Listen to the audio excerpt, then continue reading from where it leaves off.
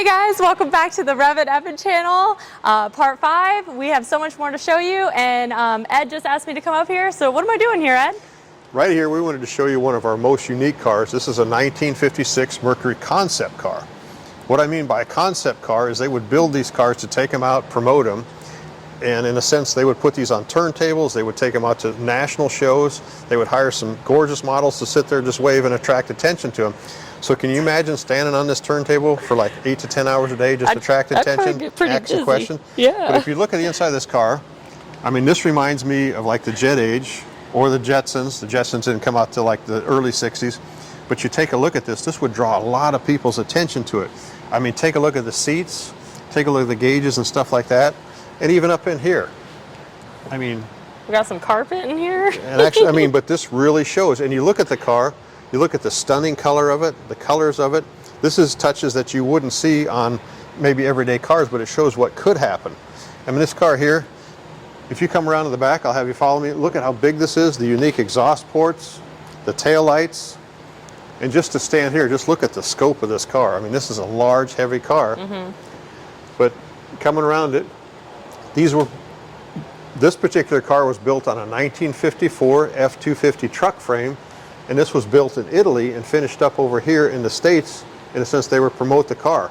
But you look at it, you look at the chrome front bumpers, this in a sense just screams Jet Age, but in a sense, you gotta give it credit. It catches your attention. Oh yeah, definitely. So it's massive, it's so long. Do you know roughly how long it is? I'd guess somewhere around that 19 feet. And it's one of our heavier cars. It's probably around that 6,000 pounds, which you think, wait a minute, Corvette might be 3,500 pounds. That's a heavy car, because here again, it was built just to have for all the custom touches to it. Right. This would travel around the country. In a sense, you know, General Motors would have the Motorama. Ford had the Stylorama, trying to, here in a sense, capture people's attention. So. Beautiful. Lovely to share this car with you. We'll get on to the next cars. Alrighty. Okay, I do have one question for you. What is the name of this color? Ooh. I can barely pronounce it. Salmon? It's actually called persimmon, and it's actually an Asian fruit. Oh, okay. Cool. I think they were drinking a lot when they named the colors, but that's what it is. Okay, I want to show you one of our older GM cars. Okay. And granted, this is a 1954 Corvette. This would be the second year of production. And these cars here are, in a sense, smaller cars. I'm not picking on you for your height, but I want to actually show you something as far as just an example here. Let me move the rope here. But you look at this car's under the hood.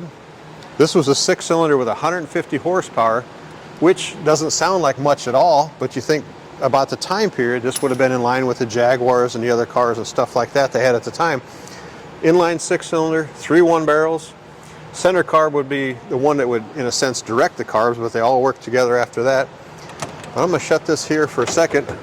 And right in here, I would like to ask you to come inside the car, and I'm going to ask you some questions about it. There's not much room to get in there. As you can see, the steering wheel. Wow. Yes. I'm going to go ahead and shut this. But right there, you even look at how the windshield bar catches your eyesight there. Wow. And if you look, the gauges are just pretty much straightforward. You have your tachometer, you have your gauges for fuel, and so forth, and you've got an AM radio. There's not much for creature comforts other than just having a nice open cockpit.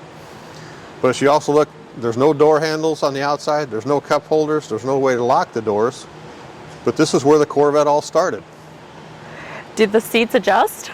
You're in it right now. How do you steer? Does the steering wheel adjust? The steering wheel doesn't adjust, and one of the common problems they have, you look at the steering wheel, right in here they would break, and the reason why is a lot of people would grab these to get in and out.